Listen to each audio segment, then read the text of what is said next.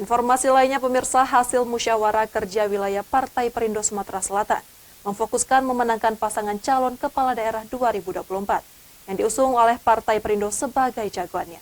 Hal tersebut ditegaskan langsung Wakil Ketua Umum DPP Partai Perindo, Ferry Kurnia Rizkiansyah.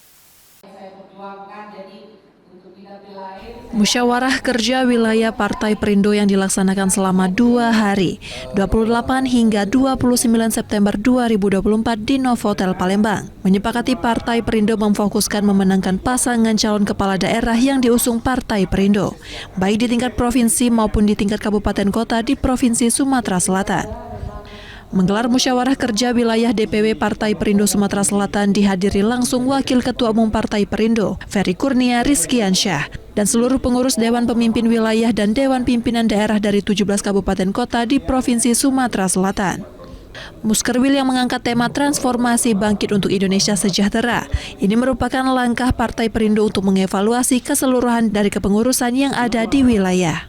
Sebagai partai yang mengusung transformasi kepemimpinan, Partai Perindo akan menggandeng generasi-generasi muda agar dapat bergabung dan berkolaborasi menjadi bagian dalam keluarga besar Partai Persatuan Indonesia.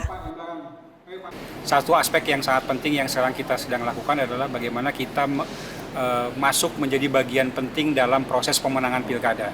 Jadi ini upaya-upaya yang akan kita lakukan. Jadi nanti teman-teman DPW, DPD itu menjadi bagian dari pemenangan di daerahnya masing-masing untuk mengusung calon-calon yang memang sudah kita berikan persetujuan sebagai bagian dari aktivitas proses pilkada yang ada. Untuk pilkada, ya, saya sudah instruksikan semuanya bahwa kita harus tegak lurus dengan keputusan DPP.